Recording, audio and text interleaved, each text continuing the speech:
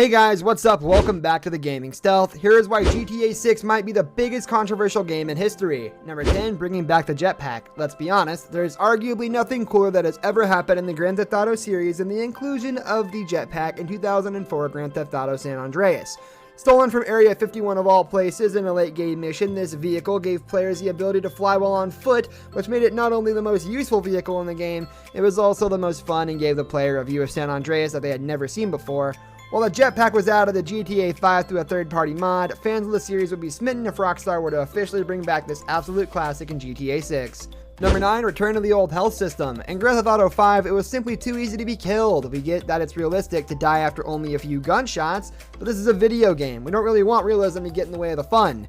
One way that likely helped these deaths occur so quickly is the fact that the health system and the way health was presented in the heads-up display was far too vague.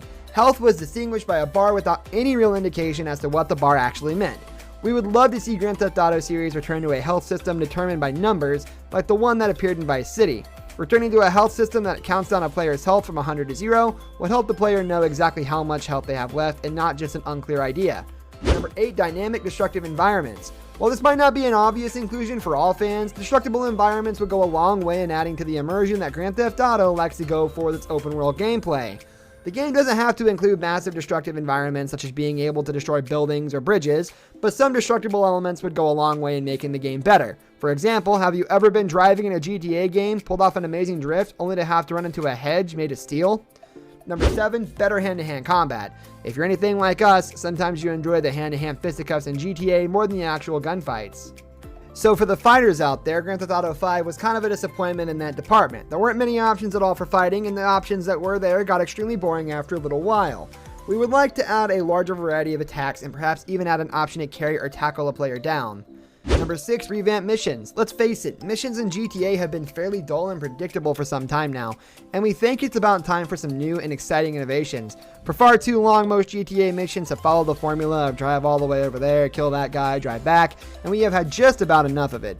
Of course, there are a few missions in each game that deviate from this formula, and those are a real treat. But fans everywhere are clamoring for more of them. We don't expect every single mission to be some extravagant, well-thought-out masterpiece, but we want something. Number 5, every original city from the last GTA franchise will be explorable. Wouldn't it be cool to be able to explore places such as Liberty City, Vice City, Los Santos, San Fierro, and Las Venturas all in one game?